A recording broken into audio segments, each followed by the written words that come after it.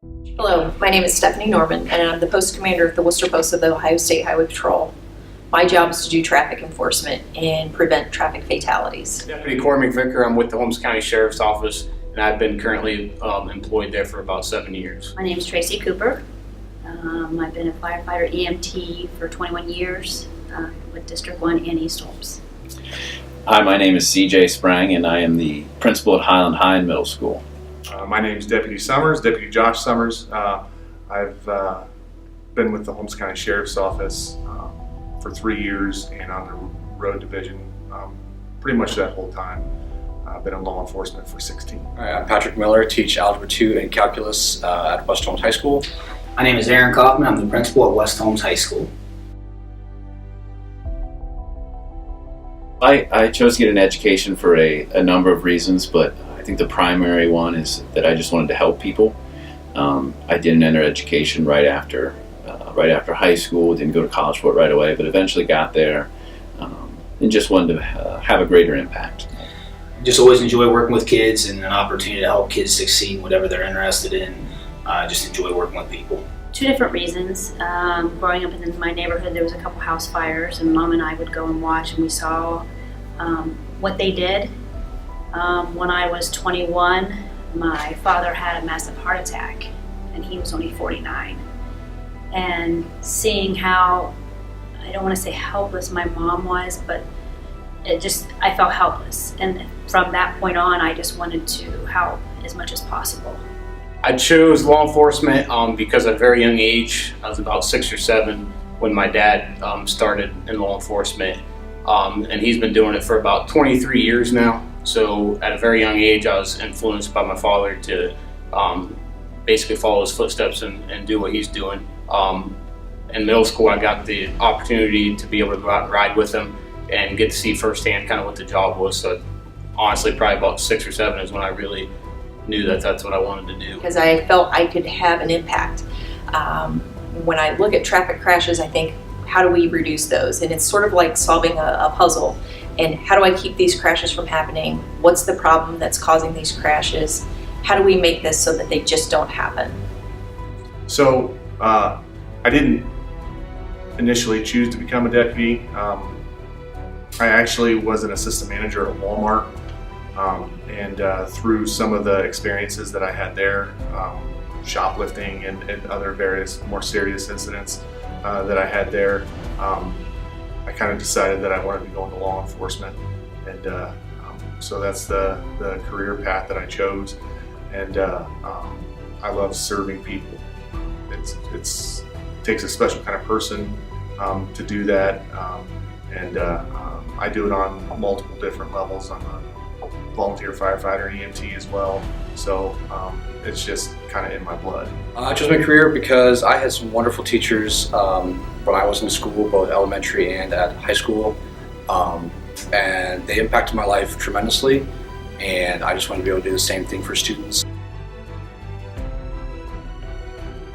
I think it's important because kids and adults need to realize the impact it makes on everyone's lives.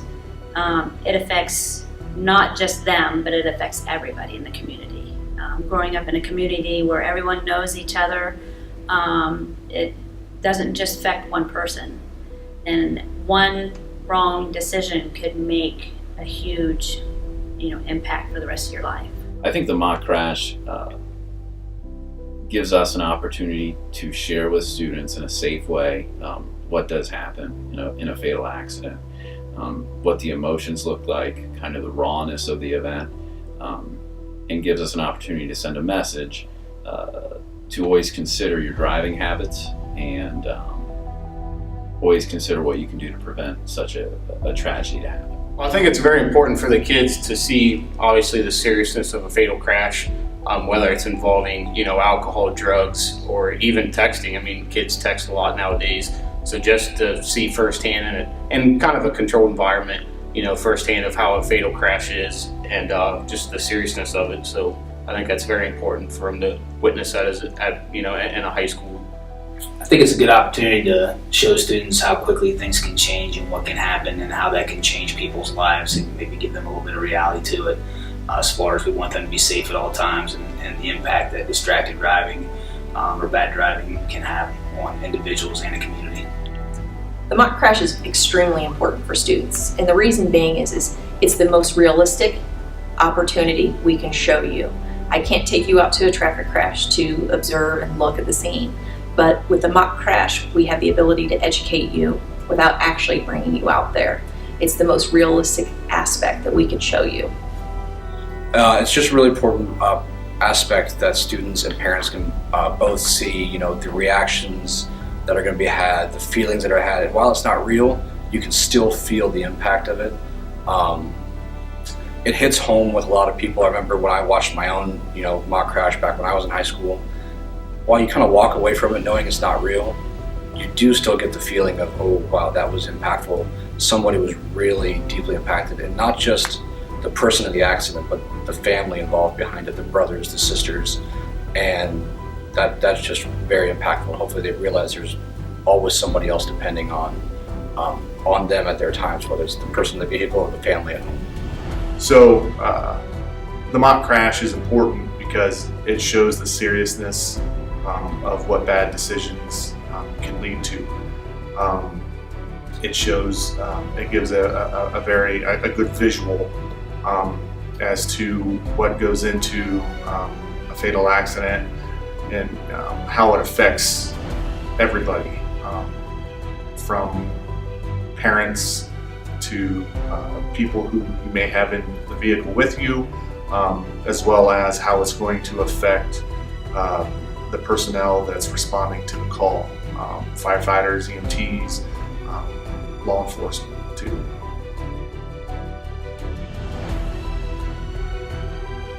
I've handled a lot of fatal crashes in my career, and with those we do the death notifications. And probably the worst one that I've ever had to do is I had to tell a 16-year-old twin sister that her sister had died in a car crash. So Sergeant Top, who's at the time was Trooper Top, he and I were called to the scene of a one vehicle crash. Car versus body is how the call came in. So upon arriving, we met with the gentleman, found out he was an EMT, had his gear on, and I thought he was there to handle the scene. In reality, he wasn't. He was actually involved in this crash. So we're trying to figure things out. Well, then you find that there's a second vehicle there, and through the investigation, we were able to determine prior to his crash, there was another one vehicle crash where two occupants were traveling down the roadway, went off the right side of the road, probably distracted.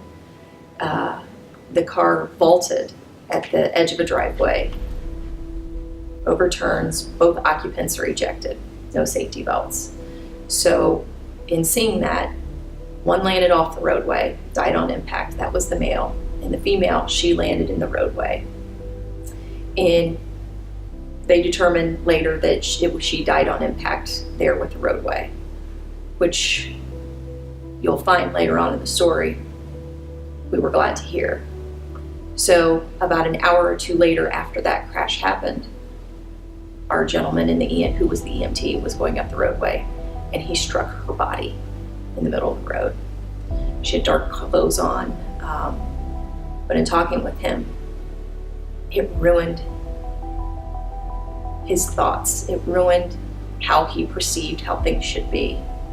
And he told me, he said, I'm the guy that's supposed to come help. I'm not the guy that's supposed to be here hurting. He goes, I hurt this girl. And thankfully, that's why I say we were glad to hear that she had died on impact, because he would have never been able to forgive himself. And I'm sure he still has issues with that to this day. We go to the house to have to make the death notification, and nobody's knocking on the door, or nobody's answering the door. We're hammering on the door, but we can hear people in there. So finally we convinced somebody to open up the door, and it's a 16-year-old girl. And I have to ask her, are your parents here? Well, turns out they weren't even supposed to be there. They were supposed to be staying at a friend's house. Dad's truck driver, Mom decided to go ride with him that weekend. The girls lied to Mom and Dad, and they decided to just go ahead and have a party at the house. Cases of beer everywhere. So we knew we had alcohol involved, We had minors, no seatbelts, distracted driving, speed, a lot to deal with. So I have to make the decision, you know, do I tell her? Do I tell her that this girl has died? And I asked her, you know, do you know who this car would have been registered to? Tell me, you know, give me information. Are there any adults around? There's no adults. Like I said, mom and dad, they're on the road. Brother, he's 3 towns away. I had to make the notification to the girl, and we come to find out it's her twin sister. So now that's a lot to me as a 16-year-old to take in, to know, 1, my sister's dead, 2, I had a part in this because it's my idea to tell mom and dad that we weren't going to be spending the night. It's my idea to have the alcohol. It's my idea to have the boys over. It's my idea, all of this. And my sister just went along with it. And now my sister's dead. It was really a result of poor decision making between the two. They decided to stay home. They had lied to parents. Alcohol was involved. No seatbelts, speed, and for me to have to deliver that message to a 16-year-old girl about her twin sister was probably the hardest traffic fatality death notification I've ever had to do. So this is why I do the mock crash, so that I don't have to ever do that again. I have the unfortunate part of my life was my youngest brother was killed in an accident in 2012, and not by any really fault of, you know, it was just an accident. It's really all it was. There was no alcohol involved, no drugs. They were just 2 cars were going around a corner, and he wasn't even driving. It was one of his friends were driving. Just happened to be off to the side of the road a little bit, overcorrected, car flipped, my brother was ejected.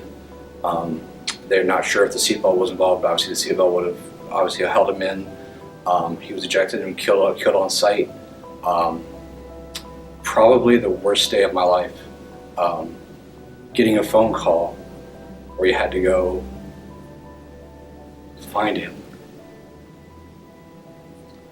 I just don't want anybody else to ever have to go through that. And if you can just pay attention to what you're doing, whether you're driving or whether you're in the passenger seat, and make sure that everybody's being attentive and aware, it would really, really benefit everybody. And again, I was impacted because I'm the brother. I wasn't even around with the accident. Think about those things, guys. It's really meaningful to always put that time in. Unfortunately, well before I was born, my grandmother was killed by a distracted driver who didn't see a stop sign and went right through it, and unfortunately she lost her life.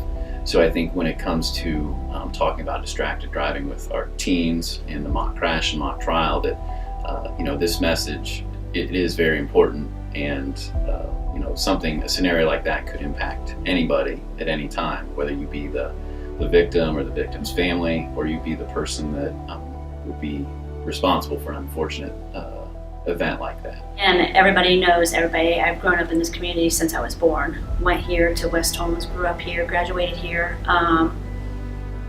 Going to accident scenes or fires or anything like that, you never know who it is in that situation. And most likely you're going to know someone in that situation. And it makes it hard because, you feel their pain, you know their pain, you grieve with them. And, we never forget that. As a firefighter EMT, there's times where we could be with our families at home, enjoying outside things, cookouts, and our pager goes off and we leave our families. And there's a lot of training and everything we go through, and it's something that you got to be dedicated for. Prom's always a time of joy in every junior or senior or whoever may be going to prom. So just have a good time, but you have to be responsible. You have to make good decisions. You have to.